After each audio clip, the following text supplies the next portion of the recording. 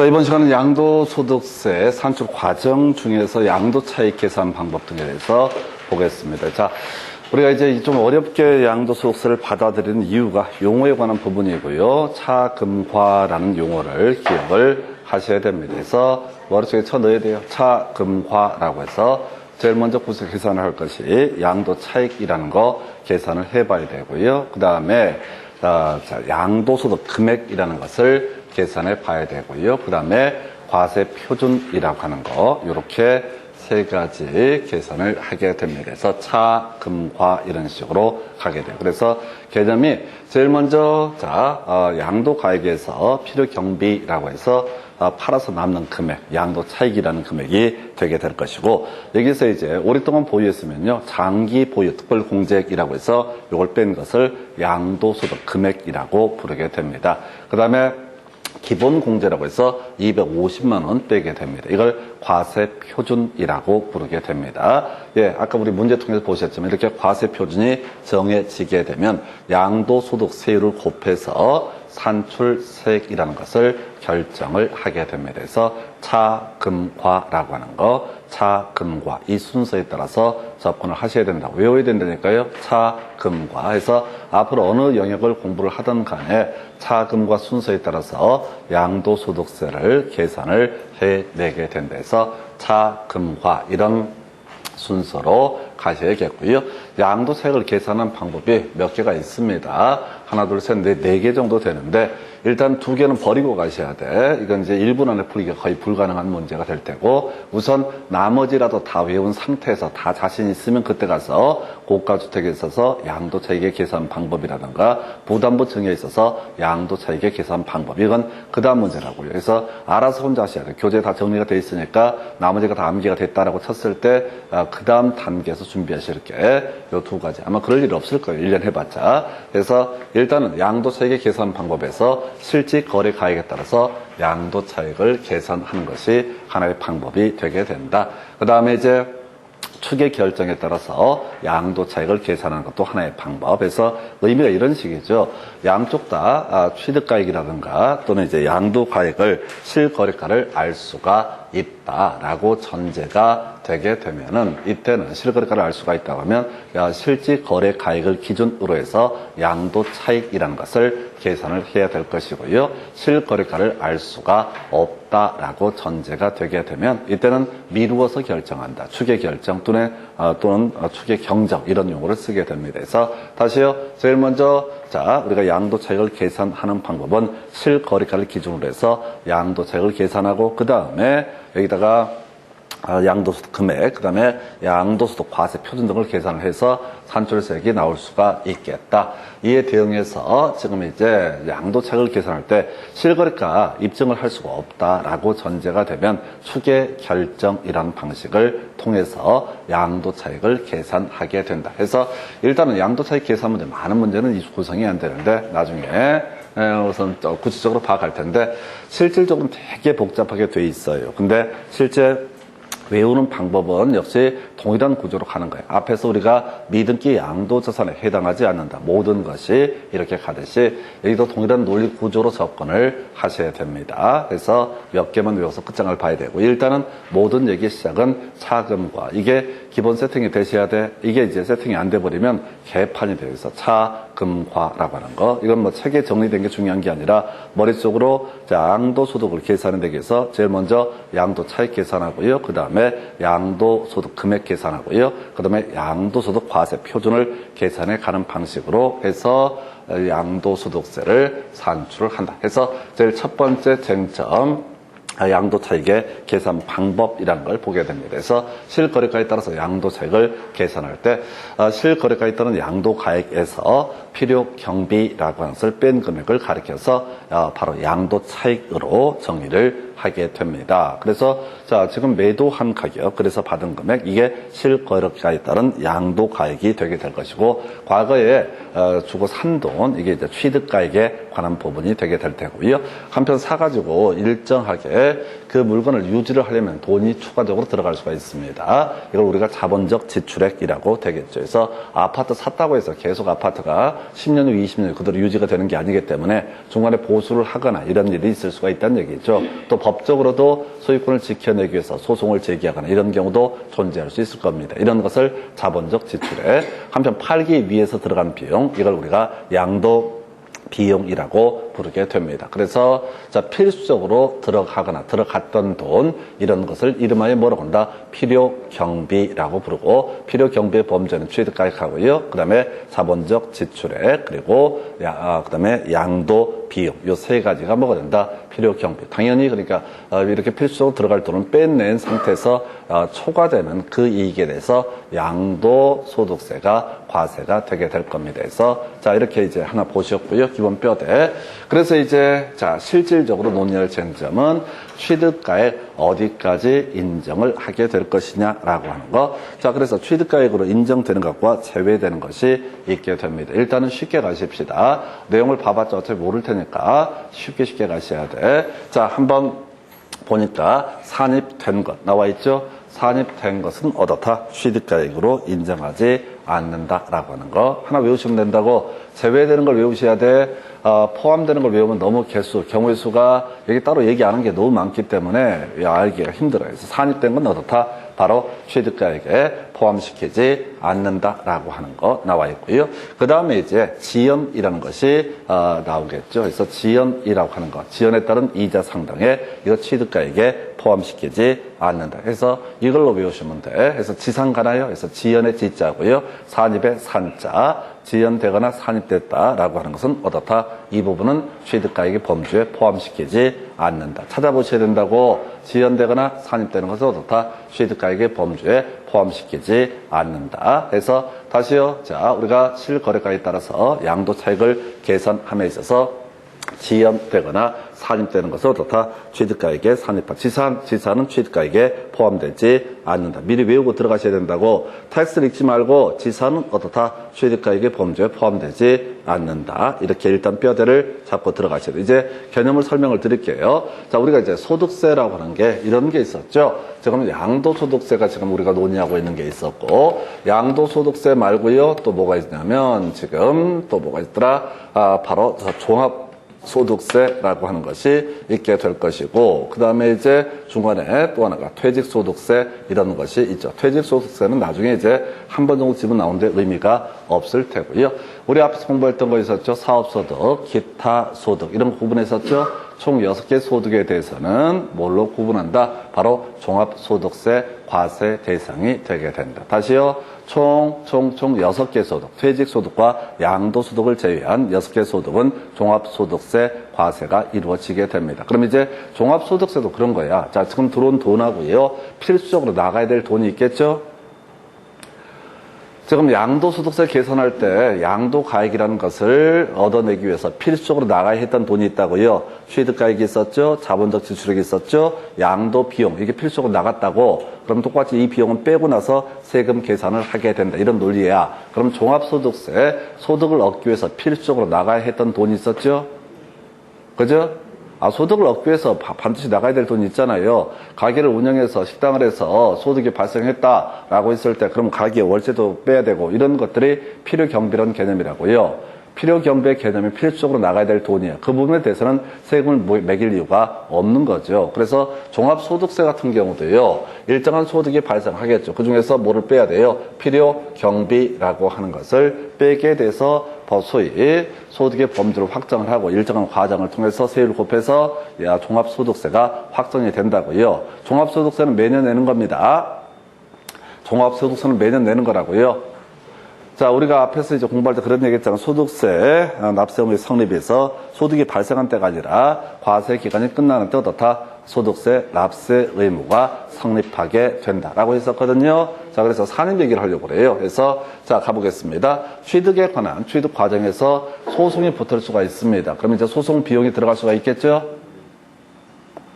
취득 과정에서 다툼이 있어서 그냥 쉽게 등기 넘겨받고 이렇게 한 게 아니라 등기를 안 넘겨줘서 소유권 이전 등기 절차에 협력하라라는 이행 청구 소송을 제기를 해서 승소를 하게 되면 소유권 이전기를 넘겨받게 돼서 소유권을 취득할 텐데 그거는 별개의 문제로 중간에 소송 비용이 들어가잖아요. 그 비용이라고 하는 것을 그의 종합소득세 계산할 때 필요 경비로 내가 올해 이러이러한 비용을 털었다. 이러이러한 비용이 들어갔다. 그냥 종합소득세 좀 적게 내겠다라는 식으로 어떻게 할 수가 있다고요. 바로 한번 털어낼 수가 있다고. 그럼 이제 한번 털어냈다 하십시다. 취득 과정. 자, 예를 들어서 어떤 주택을 지금 2020년도에 팔게 되는데, 15년도에 취득을 했었고, 2015년도에 취득할 때 취득에 관한 소송이 붙었고, 여기에 일정한 비용이 소요가 됐고, 그리고 그해 2015년분 종합소득세 계산할 때 필요 경비를 한번 털어냈다고요. 그러면 이제 와서 2020년도에 와서 이 주택 팔 때, 자, 바로,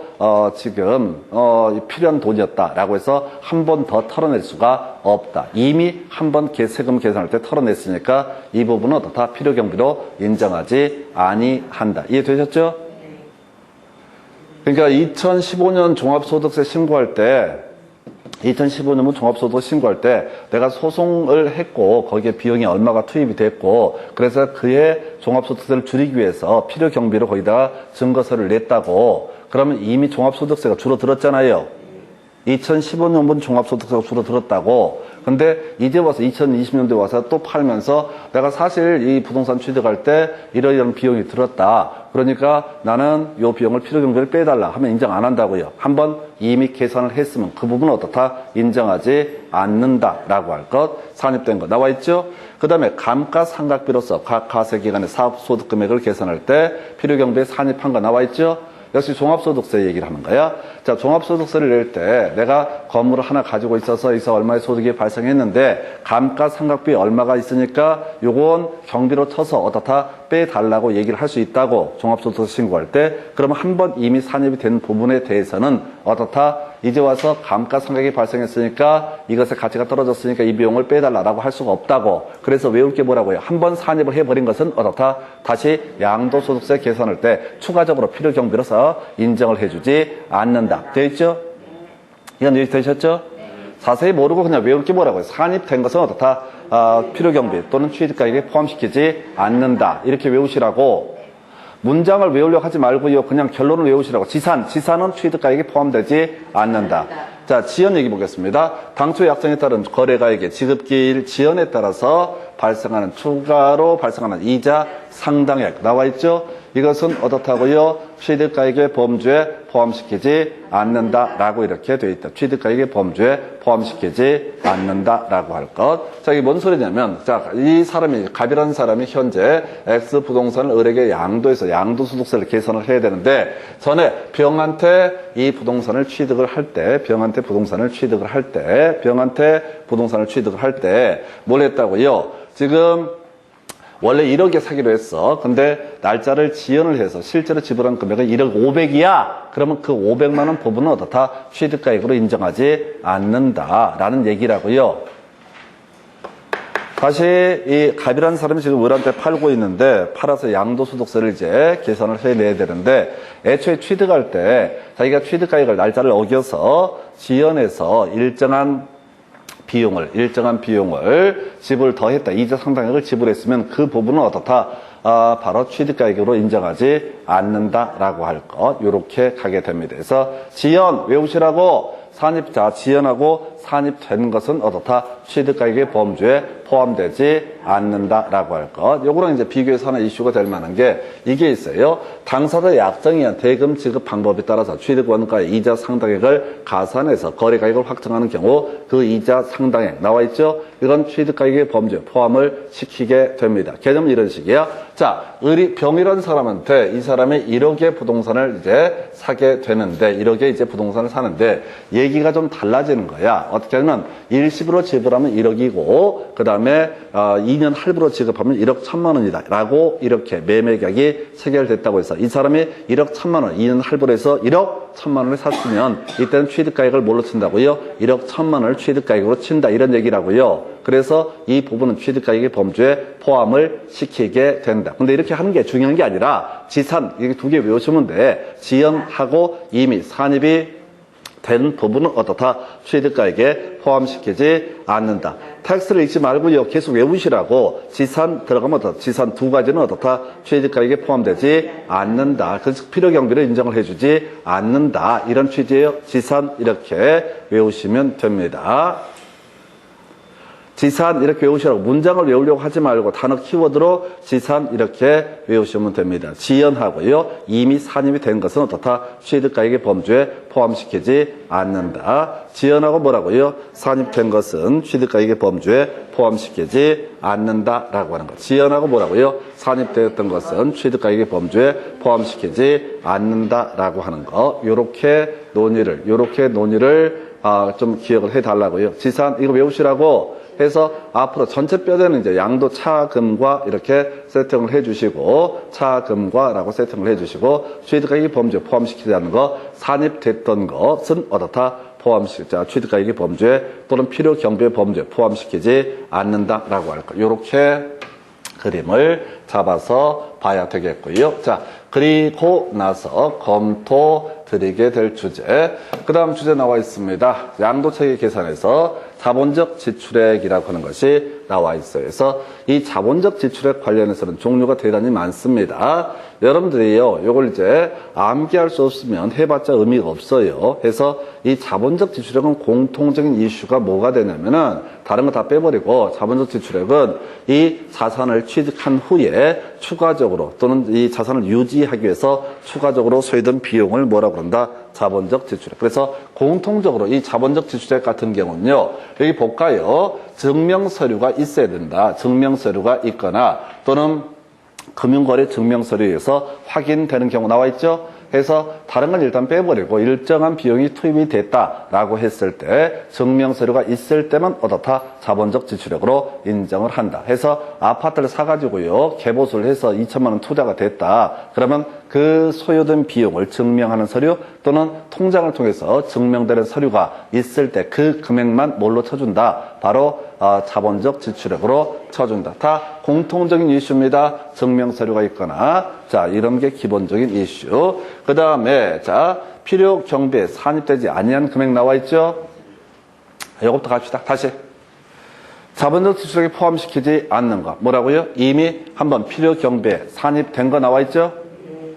내용을 앞을 봐봤자 의미가 없다고요. 어차피 외울 수 없으니까. 그러니까 이게 뭐냐면 소송, 주택을 취득을 한 다음에 갑자기 소유권 이전 느낌, 무효 확인 청구 소송 이런 게 소송이 갑자기 붙었어. 매도인하고 대판 붙어가지고 결국 내가 이겼어. 근데 그의 종합소득세 계산할 때 필요 경비에 산입했던 부분이 있다고요. 올해 내 소득이 얼마인데 이 중에서 경비를 얼마를 내가 썼다. 그러니까 그걸 빼달라라고 해서 한번 산입을 해버리게 되면 어떻다? 이때는 자본적 지출액에 포함되지 않는다. 그 외 모든 자본적 지출은 기본적인 골격 자체가 뭐라고요? 증명할 수 있어야지 어떻다? 자본적 지출액으로 인정을 하게 된다라고 이렇게 갑니다. 해서 이렇게 보셨고 그 다음에 이제 우리 얘가 개발 부담금하고 재건축 부담금 나와 있죠? 설명드릴게요. 자, 우리가 이건 부동산 학개론 공부할 때 공부하는 이슈 정책론 파트에서 정부가 부동산 시장에 간접적으로 개입하는 방법이라고 해서 그 중에 하나가 개발 부담금, 그 다음에 재건축 부담금 해서 정상지가 상승분을 초과해서 이익을 얻게 되면은 그 부분에 대해서 뭘 한다고요? 개발 부담금을 부과를 하고요. 국가에서. 한편 재건축 사업 시행 과정에서 정상주택 가격 상승분을 초과해서 이익이 발생하게 되면 재건축 부담금이라는 것을 부과를 하게 된다. 그래서 이렇게 재건축하기 전에 지금 재건축 부담금을 냈었다. 또는 어떤 토지를 가지고 있었는데 팔기 전에 중간에 개발 부담금을 냈었다라고 한다라면 이 금액에 대해서는 뭐로 그리고 이제 재건축 부담금을 안 내고 또는 개발 부담금을 안 내면 그 소유권 그대로 유지할 수 없거든요. 그래서 이것도 다 어떻다? 바로 자본적 지출액으로 인정이 되게 된다. 이런 논리 구조가 되는 거야. 해서 요렇게 논의를 삼게 됩니다. 그래서 외울 게 뭐라고요? 필요 경비에 한번 산입한 것은 어떻다? 자본적 지출액으로 인정하지 않는다. 이게 제일로 중요하고 그 다음에 나머지는 다 자본적 지출액 인정을 받기 위해서는 뭐라고 얘기를 하든 간에 증명서류가 있을 때면 어떻다? 바로 자본적 지출액으로 인정한다. 그러면 이런 주제들이 그렇게 길어서 잘 내지 않아요. 잘 내지 않는데 뒤를 보셔야 된다고. 자본적 지출액에 포함이 되는지 안 되는지 해서 자본적 지출액 관련해서는 두 가지로 사실 해결할 수 있습니다. 증명서류가 없으면 어떻다? 자본적 지출액으로 인정하지 않는다. 소송 비용 등으로서 그의 종합소득세 계산할 때 필요경비 한번 산입됐던 것은 어떻다? 자본적 지출액으로 인정하지 않는다. 아까 지산 있었죠? 지산 있었죠? 자, 이건 이제 구제에 가면 서산돼야 되나요? 서류가 없으면 어떻다? 자본적 지출액으로 인정하지 않는다. 그 다음에 산입된 것은 어떻다? 자본적 지출액으로 인정하지 않는다. 라고 돼 있죠? 그죠? 이거 텍스트 읽으려고 하지 마시라고. 이거 할 때마다 사람들이 막 읽으려고 하거든요. 왠지를 모르겠어. 이걸 외운다 한들 실제 시험 문제 보탬이 안 된다니까요. 그 지산, 서산은 어떻다? 이 필요경비에 포함시키지 않는다. 지산이 섞여서 필요경비, 취득가액 관련해서 지산은 포함되지 않고 서산은 자본적 지출액 포함해서 어떻다? 포함시키지 아니한다. 이렇게 보셨습니다. 그 다음에 이제 나올 것이 양도 비용이라고 하는 게 나와 있나요? 해서 양도 비용이라고 하는 것을 보게 되면 얘들도 다 뭐야? 서류에 의해서 증명서류에 의해서 인정되는 경우 나와 있죠? 그럼 거꾸로 서류에 의해서 인정되지 않으면 어떻다? 이것은 양도 비용으로 인정하지 않는다. 이렇게 가셔야 된다고. 지산, 서산, 서 이렇게 가면 되죠? 취득가액에 포함시키지 않았던 게 뭐 있었어요? 지연, 그 다음에 산입됐던 거, 지연, 산입. 그 다음에 서류 없는 거하고 산입된 거. 자, 그 다음에 서류가 없는 거하고 산입된 거. 또 양도 비용도 뭐라고요? 서류가 없는 것은 어떻다? 양도 비용의 범주에 포함시키지 않는다. 끝났어요. 이게 이제, 지금 이제 한 두세 번 나왔나? 두 번이고 세 번 나왔던 것 같아. 7년 동안. 해서 다시 이 파트를 갈 때 다시 기본 구조 가겠습니다. 실질 거래 가액에 따른 양도 차익을 계산을 함에 있어서는 실질 거래 가액에 따른 양도 차익을 계산을 함에 있어서 뼈대 잡아 주셔야 돼. 자, 먼저 양도 실질 거래 가액에 따른 양도 가액에서 소위 취득가의 자본적 지출액 양도 비용이라고 하는 것을 빼서 양도 차익을 계산하게 되는데 자, 취득가액의 범주에 포함되지 않는 게 지연 이미 산입됐던 거, 이것은 취득가액에 포함시키지 아니한다. 그 다음에 이제 서산, 서류 없는 거하고요. 산입됐던 것은 자본적 지출액의 범주에 포함시키지 아니한다. 그 다음에 지금 이제 양도 비용 관련해서 서류 없으면 어떻다? 산입하지 아니한다. 이걸 머릿속에 쳐넣고 외우고 이걸 이 공식에 대입해서 풀어가야 되지. 이걸 일 없이 읽어서는 해결이 안 돼요. 못 외우신다고? 시험에 나와도 이걸 외울 수가 없어요. 양이 하도 많고. 그 다음에 이제 이 지문 길이 자체가 말도 못하게 길어가지고, 시험 볼 때 풀지를 못해. 지산, 서산, 서라고 하는 것은 어떻다? 필요 경비에 포함시키지 않는다. 지산, 서산, 서라고 하는 것은 어떻다? 필요 경비에 포함시키지 않는다. 취득가액에 포함되지 않는 게 뭐 있어요? 지산. 자, 그 다음에 자본적 지출액에 포함 안 됐던 게 뭐야? 서산. 그 다음에 지금 양도비용에 포함되지 않았던 것이 서. 이런 식으로 가시라고. 그러고 나서 이걸 뛰어넘는 문제가 나왔을 때 그걸 찍으면 돼요. 찍으면 된다고. 이걸 갖고 막 디테일하게 막 자기 뇌의 용량을 자꾸 생각해야 돼요. 자기가 그렇게 머리 좋은 사람이 아니야. 이걸 인정을 해야 돼요.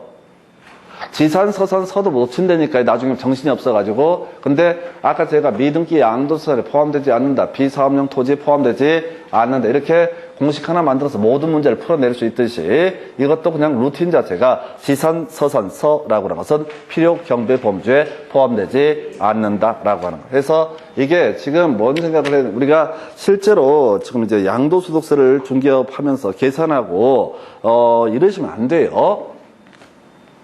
계산하면 무조건 손해배상 책임져야 된다고요. 계산 잘할 능력 없으면 하면 안 된다고요. 누가 양도소득세를 물어보면 이제 시작을 하면 돼. 자, 그러면 이제 취득가액이 얼마입니까? 라고 물어봐야 돼. 이거부터 물어봐야 된다고. 뭐야? 취득가액 얼마예요? 자, 그래서 양도소득세 계산해 드릴게. 자, 취득세 얼마 내셨어요? 어떻게 알아? 1년 전에서도 모르지. 이걸 다 물어봐야 된다고. 이걸 알아야지 무슨 양도소득세가 나오든 말든 하는 거지. 이걸 갖고 알 수가 없어요. 그러니까 양도소득세는 계산이 불가능해요. 사실상. 중개업 하면서 대충 얼마 나오니까 딴 데 그 정도 되니까 얼마 정도 될 겁니다 라고 그냥 책임 안 질 정도의 얘기를 할 수 있지만은 대충 예를 들어서 550 나오고 이지랄 할 수 없다고. 이건 모든 데이터를 다 알아야 된다고. 매도인한테 물어봐야 돼. 혹시 자 매수하실 때 지급 방법, 대금 지급 방법에 따라서 추가적으로 내신 금액이 있습니까? 예, 얼마예요? 물어봐야 돼. 그 다음에 취득에 관한 쟁송이 있어서 그의 필요경비에 산입을 했는지 안 했는지 있으면 그것도 금액을 물어봐야 되고, 이것뿐만 아니라 다 물어봐야 돼. 그 사람이 그 데이터를 다 줘야지 양도소득세 계산이 되는 거예요. 근데 제가 뭐 이거 하고 있으면 또 어떤 사람이 물어봐. 부동산 가르친다고 그러니까 양도소득세 얼마냐고. 개 무식한 거예요, 그거. 못 배운 티 내는 거야. 자기가 얼마에 샀고 지금 팔고자 할 때 대충 얼마가 나올 것 같은데 얼마나 무식한 질문인데요. 그럼 말 자체가 안 되는 거잖아요. 이걸 다 읊어서 이걸 당신이 다 답을 주면은 그때 가서 내가 계산을 해드리겠습니다라고 할 수는 있지만은, 그래서 지금 이 파트를 가실 때 뭔 얘기를 지금 하려고 말씀을 드리냐면, 이걸 갖고 중개업소 가서 뭐 써먹겠다는 생각 꿈에도 하지 마시라고. 세무사에 연결해서 어차피 세무사가 수많은 자료를 요구할 테고 그 사람이 수많은 자료에 응답을 하면 그때 가서 양도소득세 계산이 되는 거지. 근데 실제 중개업소에서 그런 경우 있다니까요. 지난번에 손해배상 청구 소송에서 손해배상을 했던 사안이 뭐냐면은 매도인이 물어봐. 이거 양도소득세 얼마입니까? 라고 물어봐. 그럼 중개업소 사장님이 무식한 걸 또 티를 내. 얼마 나와요? 그래서 그 사람이 이제 예를 들어서 세금이 한 1,000만 원 나올 거예요 라고 얘기를 해준 거야. 그래서 이 사람이 이 매물을 3억 1,000에 판 거야. 그분의 취지는 나는 3억은 받아야겠고 세금 몫으로 1,000만 원을 지금 이제 미리 더 받는 거야. 근데 중개업소 나중에 양도소득세가 3천 몇백만 원이 나왔다는 사안이야. 그럼 이제 매도인 입장에서는 뭐야, 중개업소 사장님이 개수작을 해갖고 만약에 3천 몇백만 원이 나올 것 같았으면은 자기가 3억 3천 이상을 불렀을 거라는 거지. 이게 중개업 관련한 중개사법에서 이슈가 되는 게 뭐가 있냐면은 오판을 유도하는 행위라고 1년 1천에 걸리고 임의적 등록 취소 사유가 되고 소공이 되면 자격 정지 사유가 되는 거야. 6월에 자격 정지 사유가 되는 게 오판 유도 행위라고요. 뭔 얘기하고 있어. 지산, 서산, 서만 뒤지게 외우시라고. 이걸 제발 지문을 막 쳐 읽고 이러지 마시라고. 자기 머리를 모르나 그렇게 수순? 나도 모른다니까. 이거 어떻게 써놨겠어, 이걸. 알 수가 없다고. 게다가 시험 지문에 이 디테일한 부분이 요즘에는 안 나와요, 거의. 지산, 서산, 서. 그러면 이 문제를 해결하실 수 있다고. 그래서 산입되지 않는 거. 지산, 서산, 서. 일단 외우고 봐요. 그러고 나서 뭐야? 지산이 뭐지? 그때가 책 한번 찾아봐. 그러면 이제 기억나는 거야. 서산이 뭐지? 서류 없는 거. 그 다음에 산입된 거. 서류 없는 거. 이런 식으로 하는 거. 지산, 서산, 서. 이건 어떻다? 바로 필요경비 범주에 포함시키지 아니한다라고 할 것. 요렇게 논의를 했었고요. 그 다음에 이제 이슈가 되게 될 것이, 이제 가볼까요? 지금 여기까지 보셨고, 그 다음에 이제 추계결정 얘기를 해야 되나? 지금, 여기까지 양도 비용 보셨고, 그 다음에, 양도사에게 추계결정. 그러니까 문제 구성하는 패턴들을 보게 되면 추계결정! 한 문제 내거나 아니면, 실지 거래가에 따른 양도차익 계산하는 문제가 한 문제가 나오거나, 무조건 1년에 한 문제 나오는 것도 아니야! 100% 나오는 주제도 아니라고요. 근데 두 개를 묶으면 거의 한 80% 출제가 되니까 지산, 서산, 서 가지고 하나 해결하시고, 두 번째 이슈가 추계 결정이라고 하는 개념을 가지고 접근을 하게 됩니다. 추계 결정. 그래서 이거 추계 결정이 뭐라고? 실제 거래 가액을 알 수가 없을 때 세금을 뜯어내야 되잖아요. 매도인이 내가 얼마에 취득했다. 근데 증명 서류 같은 게 없다고. 입증을 못 한다고. 그러면 세금을 안 받을 것도 아니고 세금을 받긴 받아야 되는데, 그때 추계 결정이라는 방식을 통해서 양도 차익을 계산을 하게 된다라고 하는 거. 해서 자 보니까 자 순서 물어보는 게 거의 문제 대부분입니다. 해서 양도 가액의 추계 결정 순서는요 매감 환기라고 이렇게 되어 있습니다. 취득 자 다시 매감기라고 되어 있습니다. 취득 가액의 추계 결정 순서는 매감 환기 이렇게 되어 있습니다. 예, 거의 다 끝났어요. 이 정도면 이 주제가 나왔을 때 거의 모든 문제를 해결을 하게 됩니다. 외우시라고요. 양도 가액은 어떻게 매감기 순서로 결정을 하게 된다. 취득 가액은 뭐라고요? 매감 환기 순서로 결정을 하게 된다. 그만 자고요. 그래서 다시 매감기, 매감 환기라고 하는 거 이걸 찾아보셔야 돼. 문제를 보면서 읽어서 가는 게 아니라 매감기, 매감 환기라고 하는 것을 찾아보셔야 돼. 찾아보셔야지 답을 고릅니다. 아까 우리가 비업무용 토지 이런 문제 할 때도 겁나 길어가지고 내용을 절대 모른다니까요.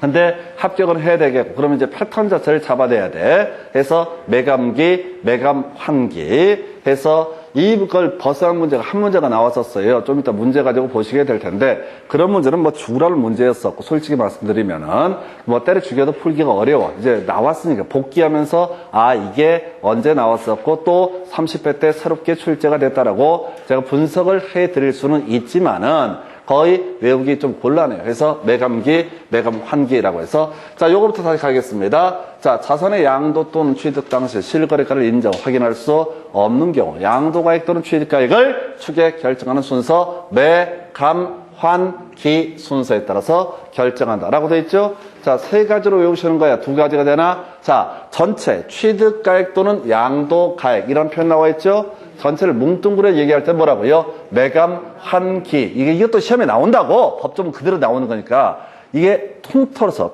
얘기할 때는 뭐라고요? 매감 환기라고 이렇게 법이 돼 있다고. 이걸 이제 구체적으로 분석을 하면은 양도 가액을 추계 결정할 때는 매감기 순서로 결정을 한다. 뭔 소리냐? 혹시 실거래가를 알 수가 없는데 그 근처 3개월 기준으로 매매 사례 가액이 있으면 그 매매 사례 가액을 뭐로 간다? 바로 양도 가액으로 결정을 하게 된다. 매매 사례 가액이 없으면 감정가를 기준으로 해서 양도 가액을 결정한다. 근데 그도 없으면은 기준 시가라고 하는 것을 기준으로 해서 이걸 기준으로 해서 양도 가액을 결정한다. 이런 얘기야. 그러니까 순서에 따라서 앞에 게 있으면 앞에 걸 활용하면 되고 앞에 게 없으면 뭐라고요? 뒤에 거를 활용하는 순서. 매감기라고 하는 거 이런 게 나와 있어요. 그래서 매매 사례 가액, 양도일 저는 각 3개월 이내에 해당 자산과 동일성 있는 자산의 매매 사례를 가리켜서 매매 사례 가액이라 부른다. 이거 없으면은 감정가라고 해서 양도일 저는 3개월 이내에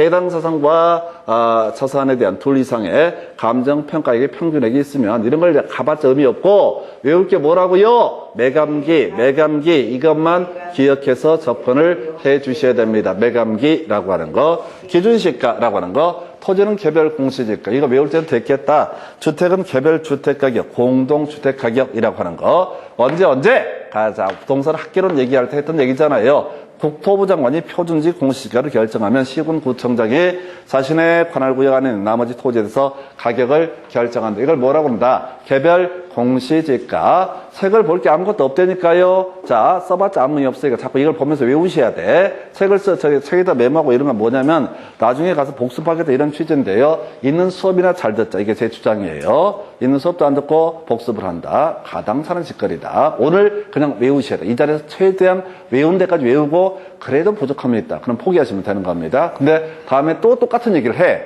그럼 2번 듣고 3번 들으면 그게 외워진다고. 그래서 다시 자 주택은 단독주택은 개별주택 가격이 될 테고 공동주택은 공동주택 가격이라는 게 있습니다.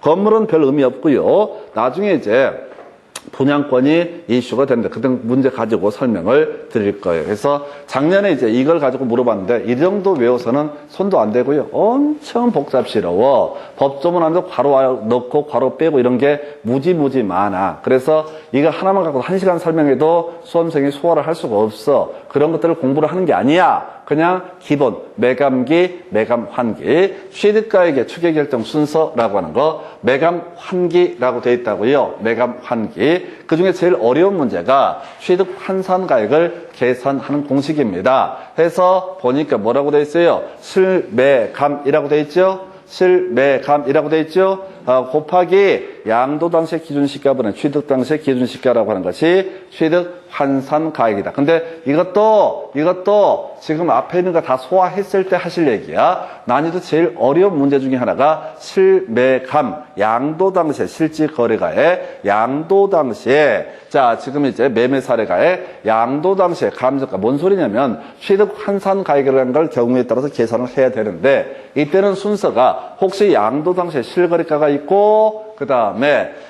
지금 남은 기준시가는 아까 본 것처럼 항상 있기 때문에 여기에 있으면 이런 식으로 계산하고 이게 실질 거래가액이 없으면 자 매매 사례가에 그도 없으면 감정가를 기준으로 취득 환산가액을 계산한다 이런 식의 논리 구조인데 어차피 이런 문제는 해봤자 다 틀리게 돼 있어. 찍는 걸 제외하고는 의미가 없어. 그러면 사안이 너무 간단해져. 매감 환기, 매감기라고 하는 거 그리고 좀 이따 문제를 통해서 기준시가 계산 문제 따로이 하나 설명을 드리게 될 겁니다. 그래서 자 설명을 굳이 들으면 이런 식이야. 자 추계 결정한 양도 가액에서요. 추계 결정한 자 취득가액 그다음에 추가해서 여기는 이제 자본적 지출액이나 양도 비용이라는 걸 입증해 볼 수가 없기 때문에 필요 경비의 계산 공제액이라고 하는 거 대강 계산은 금액 기준시가 취득 당시에 기준시가 곱하기 3%를 기본적으로 뭐로 삼는다? 필요경비 계산 공제액이라고 부르게 되는데 이것도 비우고 가시면 돼. 어차피 해봤자 안 돼. 그래서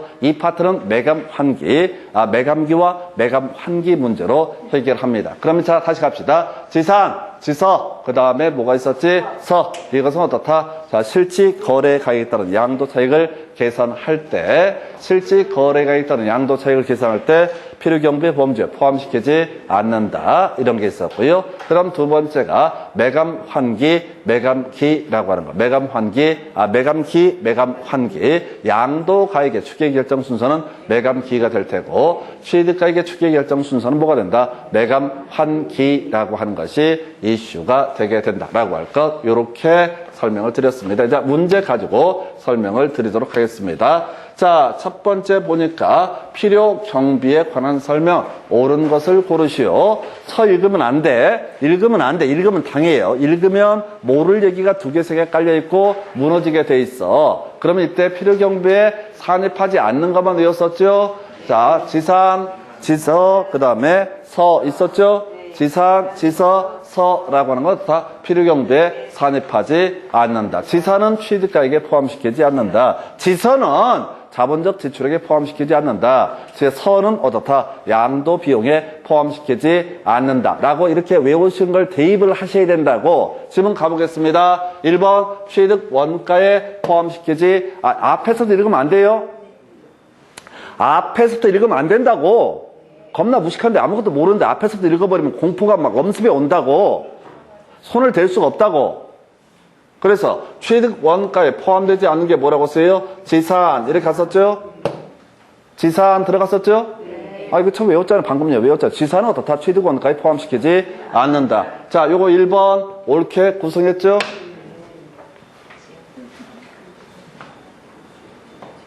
이거 계산했잖아요. 이렇게. 그러니까 머릿속에 이걸 담아야 된다고요. 담아서 대입을 찾아보셔야 돼. 근데 대부분 수험생들이 읽어봐요. 뭐 한다고? 모르니까 읽어보는 거예요. 알면 읽을 이유가 없어요. 앞으로 이 문제가 나오면 또 이렇게 나오겠지. 박스 딱 쳐놓고 취득가액에 포함되는 것들 또는 포함되지 않는 것을 연결하시오. 이런 문제가 나올 거라고요. 그럼 외웠잖아. 지산. 지연하고 산입된 건 없다. 포함시키지 아니한다. 자본적 지출액에 포함시키지 않는 거. 자, 지서 있었죠? 서산 있었죠? 서류 없는 경우. 서류 없는 경우하고 산입된 거 있었잖아요. 그죠? 요건 산입하지 않는다. 그 다음에 양도 비용에 포함시키지 않는 게 뭐가 있었다고요? 서류 없으면 어떻다? 양도 비용에 포함시키지 않는다. 이걸 외워서 대입해야 된다고요. 2번 질문 가볼까요? 끄트머리 필요 경비로 인정한다. 라고 해서 앞에 보니까 서류를 수치 보관하지 않았더라도 틀렸죠? 지산, 지서 이거 있었잖아요. 아니 외운 게 폼인 게 아니더라고요. 지금 포괄적으로 필요경비로 인정한다라고 돼 있잖아요. 필요경비 인정 안 되는 게 뭐가 있다고? 지산, 지서, 서 이런 거 있었잖아요. 지산, 서산, 서. 서류 없으면 어떻다? 필요경비로 인정하지 않는다. 서류 없으면 취득자, 지금 자본적 지출액이나 서류 없으면은 양도 비용으로 인정하지 않는다. 이렇게 외우셨잖아요. 그러니까 앞에 내용을 보지 말고 서류가 없으면 어떻다? 인정하지 않는다가 돼야 되잖아요. 그 다음 세 번째. 자, 지금 이거 뭔 소리인지 몰라요. 너무 어려워. 4번. 자, 양도 비용으로 인정된다 라고 돼 있죠? 양도 비용으로 인정된다고 돼 있죠? 네, 모르겠어요. 5번. 취득세, 납부 영수증이 없으면 필요경비로 인정되지 아니한다. 돼 있죠? 일단 이 문제는 3번은 손을 댈 수가 없고요. 오늘 하루 종일 설명해도 말 자체가 무슨 말인지 이해가 안 되게 세팅이 돼 있으니까 불가능한 지문이고, 그 다음에 지금 이제 4번 지문, 아까 토지를 취득함에 있어서 부수적으로 매입한 채권을 만기 전에 양도함으로써 발생하는 매각 차손. 자, 이거 은행에 팔았을 때만 그것이 양도 비용으로 인정이 되게 됩니다. 신경 꺼요. 이거 몰라도 돼. 함정 파는 거야. 그 다음에 5번 지문, 취득세는 납부 영수증이 없어도 필요 경비를 인정합니다. 네. 취득세는 국가가 데이터, 지자체가 데이터를 갖고 있잖아요. 냈나 안 냈나 확인할 수 있다고요. 그래서 이 문제 같은 경우는 3번 개소리 되겠고요. 전혀 손댈 수 없는 질문. 4번 함정 파놨어. 말도 안 되게 어렵게 뽑았어. 그럼 답이 몇 번이에요? 1번 이렇게 가는 거예요. 답 맞추면 되죠? 네. 답을 맞추는 게 생활에 되셔야 된다고. 4번 지문하고 3번 지문은요, 극단적으로 법조문을 막 뒤틀어 놨다고. 근데 어차피 이런 식의 지문은 외웠다 한들 손을 못 대요. 워낙 이제 말장난하고 있으니까 손을 못 대는 지문이야. 해서 다시 갑시다. 취득가액에 포함되지 않는 게 뭐라고요? 지산. 그래서 지연하고 산입됐던 것은 어떻다? 산입하지 취득가액으로 인정하지 않는다. 그 다음에 자본적 지출액에 포함되지 않았던 게 서류 없었던 경우하고 산입된 것은 어떻다? 산입되지 않는다. 그 다음에 세 번째 이슈가 됐던 것이 뭐가 있었지? 자, 양도 비용. 서류 없으면 어떻다? 양도 비용으로 인정하지 않는다라고 해서 답 1번. 겁나 어려워. 제일 중요한 게 1번이에요. 왜 답이니까. 이 문제가 나오게 되면 이제 산입의 기록도 나오게 될 거예요. 해서 하여튼 1번. 이 문제는 지문 중에 3번, 4번이 너무 어렵다는 게 이게 중요하다는 얘기가 아니에요. 다시 이런 파트는 나오게 되면 손도 못 대게 흔들어낼 지문입니다. 세법이 만만치가 않아요. 내용은 간단한데 중간에 테크니컬한 이런 내용들이 많기 때문에 이걸 100% 소화할 수는 없어요. 지산, 서산, 서. 이거라도 맞추시라고. 이것도 여러분들이 다 소화를 못하는 양이 많아서. 자, 다 묶어서 1년에 한 문제가 나올까 말까란 말이에요. 자, 그래서 그 다음 문제 가서 보겠습니다. 자, 지금 보니까 자, 자본적 지출액 양도비용에 포함되지 않는 것은 나와 있죠? 뭘 찾아야 돼? 읽지 말고! 자, 서산 나와야 되죠? 서류 없으면 어떻다? 산입하지 않는다. 그 다음에 이미 한번 산입했으면 어떻다? 산입하지 않는다. 해서 어디 있어? 산입된 금액 답 4번 나와 있죠? 네. 뒤를 보라고 그랬잖아요. 앞을 읽지 말라고요. 그거 되게 안 좋은 습관이에요. 이걸요, 소리내서 한번 읽어보러 시킬까? 절대 1분 안에 못 읽는다니까요? 1분 안에 풀어야 내 점수라고요. 지금 방금 다 설명을 해놓고 나서 이렇게 보더라도 제대로 못 풀어. 근데 어차피 시험장 가서 혼자서 볼 때 혼자 죽어요. 그게 다 떨어지는 거야. 그게 본질이 뭐냐면은 자기 수준에 안 맞게 공부를 하는 거야.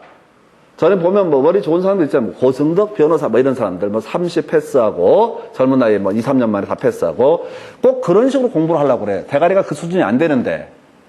그런 애들은 이걸 다 보면 다 외워버린대요. 보면 외워버린대. 못 외우는 게 이해를 못 하는 거야, 그 사람들은. 딱 보는 순간 줄줄줄 외워버린다는 거야. 한두 번 보면은. 그러니까 그 대가리가 안 되는데 그 대가리에 맞춰서 그 사람처럼 공부를 하려고 하면 안 된다고요.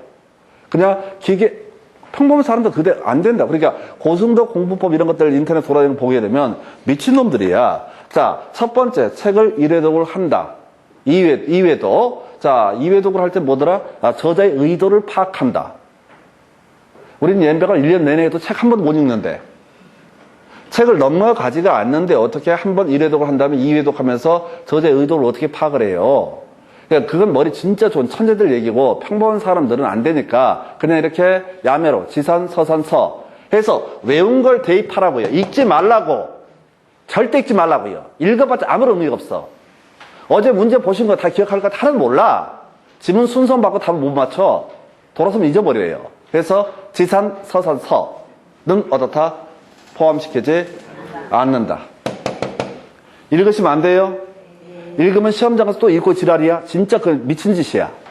할 일 없으니까 내용은 모르고 답답하고 불안하니까 일 없이 읽어봐.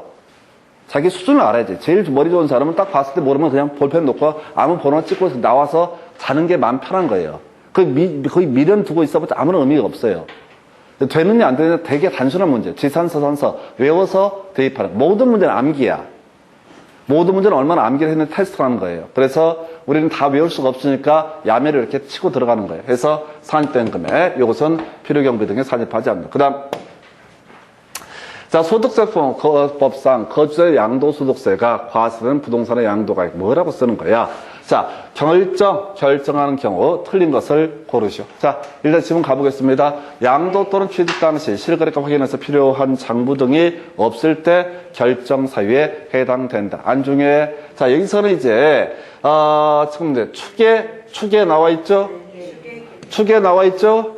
그럼 다 정해져 있잖아. 양도 가액은 뭐였어요? 매감기. 취득 가액은 뭐라고요? 매감환기라고 하는 거. 자, 일단 이것까지는 알고 가셔야 된다고. 그러니까 축에 나오게 되면은 순서만 물어보는 문제로 도배를 하고 있다고. 그래서 1번 뭐 그렇다 치고 매매 사례가액, 감정가, 환산가, 기준시가 순차로 적용한다. 전체를 뭉뚱그려 할 때는 이렇게 얘기한다고요. 양도 가액 또는 취득 가액. 근데 2번 질문 같은 게 약간 헷갈려 보인다고. 전체를 뭉뚱그리면 뭐가 돼? 매감 환기. 해서 오른 표현. 3번. 매매 사례 가액 3개월 줬는데 필요 없고요. 감정가 필요 없고요. 환산 가액은 양도 가액을 추계할 때 적용하지만 취득 가액을 추계할 때는 적용하지 않는다. 틀렸죠? 취득 가액 추계 결정할 때 매감 환기, 취득 환산 가액을 써먹었잖아요. 순서가 바뀌었다고. 양도 가액을 추계 결정할 때는 순서가 뭐라고요? 양도 가액을 추계 결정할 때는 매, 감, 기 이렇게 갔던 것이고 취득 가액을 추계 결정할 때는 뭘 한다고요? 매, 감, 환, 기라고 했었죠? 그래서 취득 환산 가액은 언제 취득 가액을 추계 결정할 때만 필요한 개념인데 양도 가액을 추계 결정할 때 필요하다고 했으니까 틀렸다고요? 이 문제 취지는 순서 물어보는 거랑 똑같은 거야. 매감, 환기, 매감기. 다시 취득가액을 추계 결정할 때는 매감 환기, 양도 가액을 추계 결정할 때는 매감기라고 했었다고요. 그러면 환산 가액은 뭐 할 때만 필요하다? 취득가액을 추계 결정할 때만 필요한 것이다 라고 이렇게 가셔야 됩니다. 그래서 결국은 똑같은 매감 환기, 매감기 얘기를 약간 응용 들어간 버전이야. 그래서 이런 문제에서 이런 보십시다. 여기 매매 사례 가액이 무엇이고 감정가가 무엇이고 이런 것들을 절대 답이 안 돼. 의미가 없다고. 그러니까 시험 지문 오지선다형을 만들어야 되니까 억지로 쥐어짜는 지문 형태라고요. 그래서 제가 추계 결정, 축에 뜨면 무조건 양도가액은 매감기 순서로 결정한다. 취득가액은 매감 환기 순서로 결정한다. 이것만 기억을 해달라고 그랬다고요. 그리고 제일 어려운 게 이걸 찾아내는 과정이야. 지문을 보고 옳고 그리고다가 아니라 이 얘기를 찾아가는 과정이 출제 포인트가 되게 됩니다. 다시 키워드 추계 조사 나와 있죠? 축에 나와 있으면 뭐라고요? 자, 양도 가액은 매감기 순서에 따라서 취득가액은 무슨 순서? 매감 환기 순서에 따라서 결정을 하게 된다. 그 얘기로 모든 이건 나름 응용시킨 거야 해서 답은 5번 이렇게 구성을 하게 될 것이고요. 그 다음 문제 가서 보겠습니다. 자, 2007년도 점점점 해서 자, 양도 차익 계산 등에 관한 설명 틀린 것을 고르시오. 해서 실거래가를 확인할 수 없을 때 매, 환, 감, 기 순차로 적용한 가액을 취득가액으로 한다. 틀렸죠? 틀렸죠? 취득가액은 뭐라고요? 매감, 환기라고 했었잖아요. 취득가액을 추계 결정함에 있어서는 어떻게 한다? 매감, 환기, 매매 사례 가액, 감정가, 취득 환산 가액, 그 다음에 기준 시가 순서로 결정을 한다고요. 그래서 1번 틀렸다고. 맨날 똑같은 거 낸다니까요. 다시 갑시다. 키워드 추계 조사. 거기서 나올 수 있는 게 취득 가액이라는 것이 키워드가 되고 또 양도 가액이라는 게 키워드가 되겠죠. 그래서 취득 가액을 추계 결정하는 순서는 매감 환기 순서에 따르게 될 것이고 양도 가액을 추계 결정할 때는 뭐라고요? 매감 기 순서에 따르게 된다라고 보셨죠? 아니 이걸 메모를 뭘 하죠? 메모를 할 게 뭐가 있죠? 그냥 머릿속에 참 느리니까요. 오늘 이 자리에서 외우셔야 된다고. 다시. 아니 지금 문제 되게 간단하다니까요. 나 이걸 틀리는 사람들 뇌 구조가 신기해. 이거 틀리기도 어렵겠다. 이런 생각이 들어요. 솔직히 들으면. 왜냐면 지금 배운 게 딸랑 하나밖에 없잖아요. 매감 환기, 매감기. 이 얘기만 계속 시험에 낸다고. 저는 처음에 출제원들이 닭대가리인 줄 알았어. 아니 어떻게 이렇게 맨날 같은 문제를 똑같이 내고 지랄일까? 좀 창의적인 문제를 안 내고 진짜 이상한 새끼들이다. 근데 수험생들은 더 웃겨. 그걸 매번 틀려. 게다가 또 읽기까지 해. 뭐 하려고? 그러니까 이거를 의미를 새기고 뭐 하고 이렇게 해서 푸는 게 아니라 그냥 문제 내는 공식이 정해져 있다고요. 그냥 그대로 공식대로 대입하면 돼. 그래서 환산 가액은 취득가액 추계 결정할 때는 필요한 것이고 그 다음에 양도 가액을 추계 결정할 때는 환산 가액이라는 것은 어떻다? 필요가 없다. 그렇게 뭐 있어? 지산, 아까 서산, 서 이 얘기하고요. 그게 실제 거래가격 얘기고 그 다음에 추계 결정 얘기할 때는 매감 환기, 매감기. 그러니까 이걸 벗어나는 문제가 없잖아요. 제발 생각 좀 하지 마세요. 혹시 올해 뭐가 나올까? 뭐 한다고 생각을 해요? 아무것도 모르면서. 지금 그냥 똑같은 거. 그러니까 이걸 뛰어넘는 문제가 나오면 어쩔 수 없는 거야. 이것도 못 외운 사람들인데 그 나머지를 막 상상을 해서 푸는 건 불가능한 일이고 그냥 기본만 가지고 계속해서 가셔야 돼. 그래서 이게 되게 어려운 게 중간에 전혀 모를 지문들이 나오는데 무슨 보물찾기처럼 내가 외웠던 그 아이를 찾아가는 과정으로 생각을 하셔야 됩니다. 이걸 지문을 보고 해석을 하고 등등등은 택도 없는 짓거리예요. 몇 년 해도 안 돼요. 그래서 우선 증다는 게 포인트니까. 자, 양도와 취득 당시 실거래가를 확인할 수 없을 때 확인할 수 있는 경우에는 당연히 둘 다 실거래가로 해서 다 양도 차익을 계산하겠죠. 아까 지산, 서산, 서 이런 것들이 이슈가 되겠죠. 취득가액을 실거래가로 거기서 계산하는 경우 자본적 주체력은 당연히 아까 필요경비에 포함이 되죠. 실제 거래가액에 따른 취득가의 자본적 지출의 양도 비용 이게 세 가지가 바로 필요경비다. 취득가액을 매매 사례 가액으로 할 수도 있겠죠. 매, 감, 환, 기 순서에 따라서 이런 경우 이걸 이제 환산가액이라고 해서 필요경비 계산공제 취득 당시 기준시가 곱하기 3%를 계산공제액으로 더하게 된다. 이런 식의 얘기고요. 자, 요거 하나만 체크할까요? 어떻게 하다 보니까 자, 양도 가액을 둘 다 실거래가를 알 수 있으면 둘 다 실거래가로 가면 될 테고 양도 가액을 어찌어찌 매감기 순서로 해서 양도 가액을 기준시가로 삼을 때는 취득가액도 매감 환기 중간에 구할 수 있다 할지라도 다 기준시가로 계산을 해야 된다. 이렇게 이제 가게 되는 이런 것들이 구질구질한 얘기. 근데 문제의 포인트는 뭐라고요? 매감 환기, 매감기 이것만 가지고 징글징글하게 문제 구성을 하고 있다. 이걸 뛰어넘는 문제는 아직은 없었다. 그리고 좀 이따 이제 기준시가 이게 살 붙일 텐데 그때 가서 보시면 좋겠고요. 자, 그 다음에 이제 문제 가서 확인을 해 보도록 하겠습니다.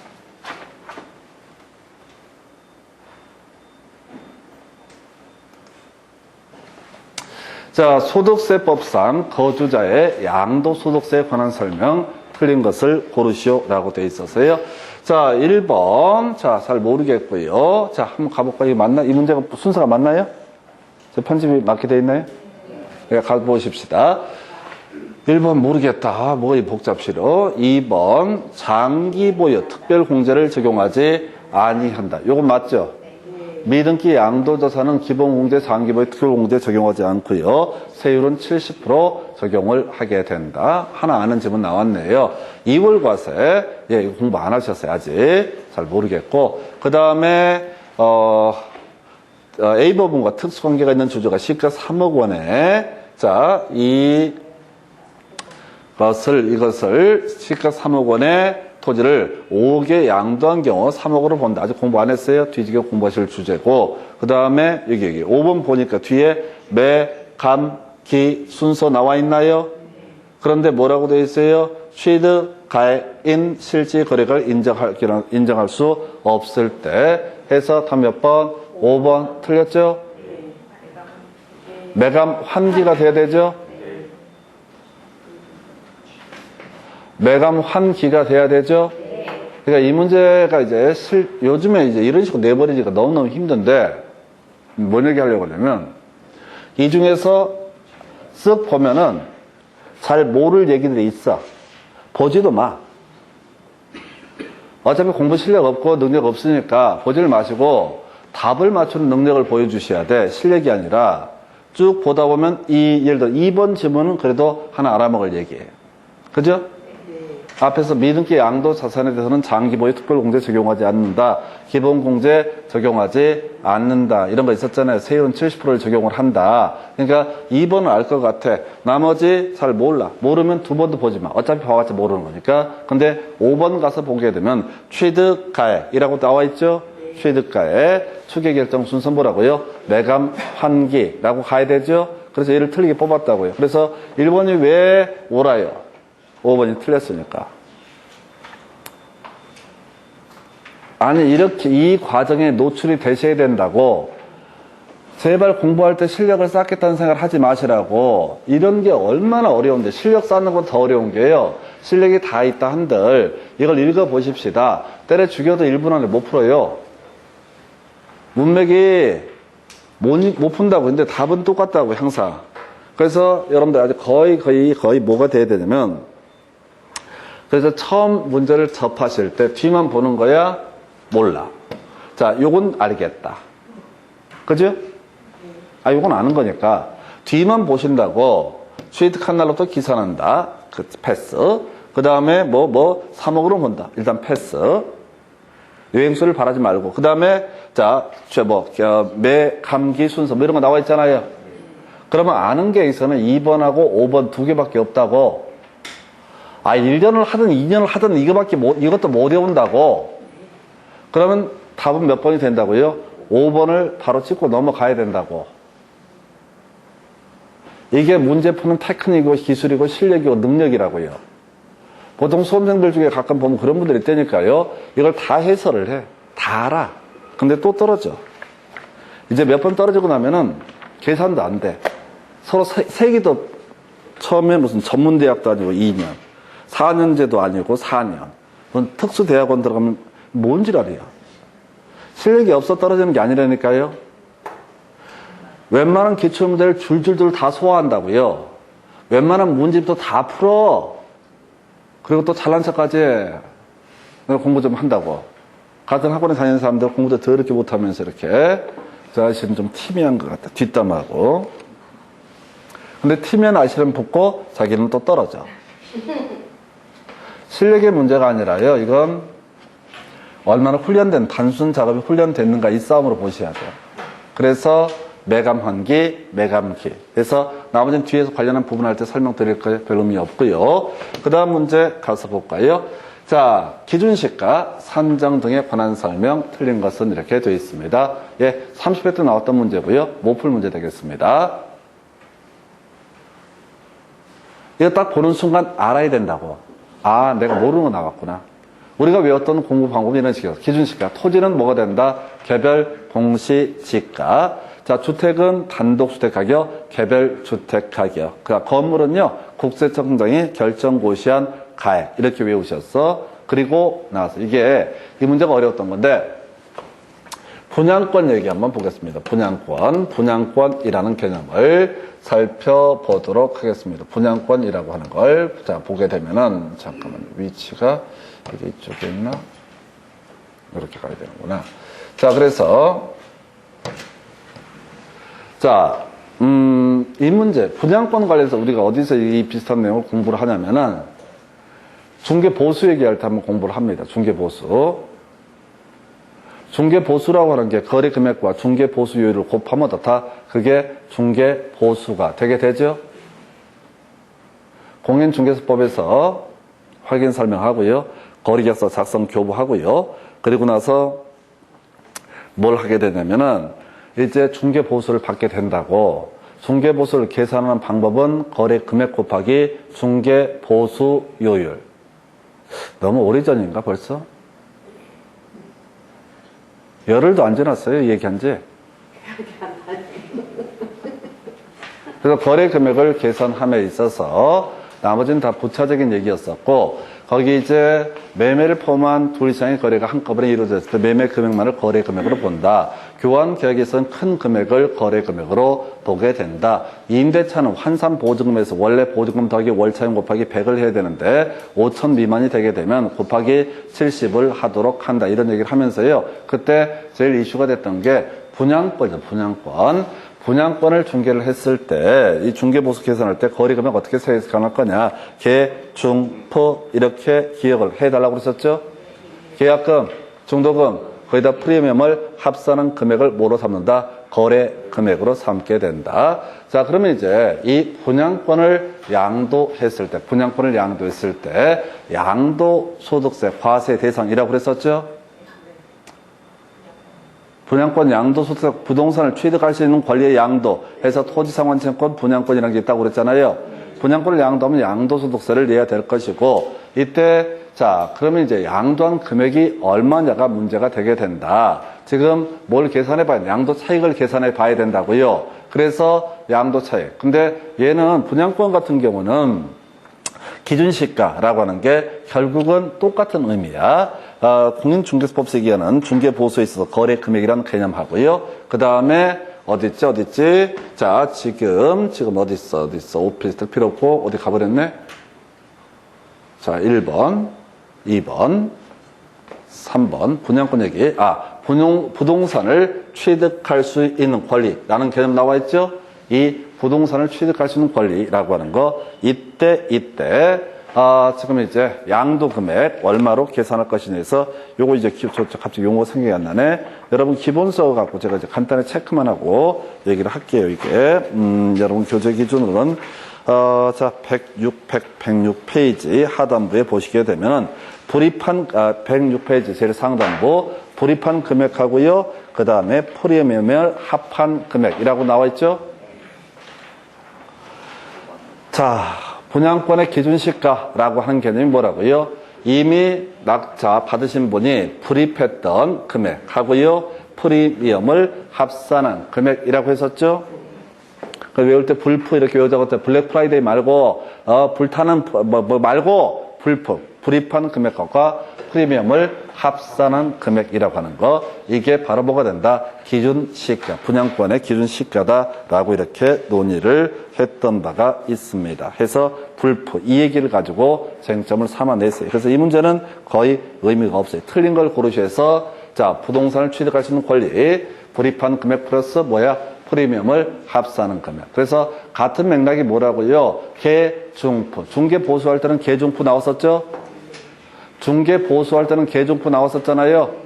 그냥 같은 얘기라고. 계중프 얘기나 계약금, 중도금 그리고 프리미엄을 합산하는 금액이나 불입한 금액과 프리미엄을 합산하는 금액에서 이거는 손을 못 대는 문제였습니다. 그래서 납입한 금액이 아니라고요. 바로 불입한 금액 플러스 프리미엄을 합산한 금액을 뭘로 삼는다? 양도가액으로 삼게 된다. 해서 다시요. 분양권을 취득을 했잖아요. 그래서 동호수가 특정된 상태를 분양권이라고 불렀었고 분양권 취득이 되고 나서 그 다음에 이걸 양도를 했다고요. 그러면 중간에 양도소득세 내야 되는데 양도가액을 어떻게 할 거냐. 불입한 금액 플러스 뭐라고요?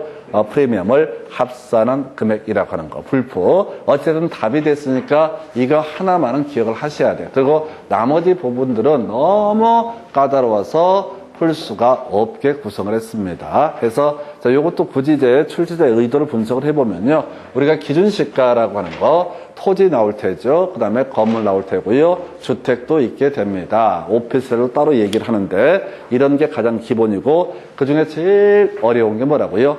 바로 분양권 얘기입니다. 제일 뒤에 법에서 나열을 하고 있고 출제자는 이 분양권 파트에 양도가액 불입한 금액과 프리미엄을 합산한 금액 요렇게 구성을 하게 됩니다. 그래서 나머지 거의 의미 없고요. 자, 이미 한번 나왔으니까 요거 하나. 대신 자, 이게 이제 지금 30회 때 출제가 되는데 그 전에 22회 때 바로 분양권 얘기가 한번 나와서 그 당시에도 답이 분양권을 답을 뽑았던 바가 있습니다. 틀린 맞든. 그래서 연출제위원이 기준시가에 관련된 법조문 중에서 말도 못하게 어렵게 뽑아낸 것이 이 문제. 거의 풀 수 없어요. 그래서 작년에 이제 세법 보신 분들은 거의 공부 좀 하신 분들은 거의 초토화됐어요. 근데 문제는 기본되는 문제만 또 생각을 하게 되면 한 또 8문제, 9문제 정도를 무난하게 구성을 해요. 그래서 이게 과목별로 어떤 과목이 어렵게 나올지 알 수가 없습니다. 그래서 골고루 적당히 몇 개씩은 가지고 가셔야 됩니다. 그래서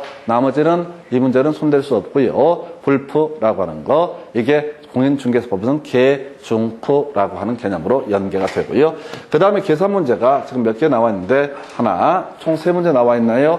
이건 그냥 생략을 하겠습니다. 나중에 예상 문제 할 때 한두 번 모의고사 할 때나 의미가 있고 이런 문제는 그냥 틀리라고 내는 문제 형태가 되게 됩니다. 그래서 자, 우선 요 정도 보시고 잠시 끊었다가요.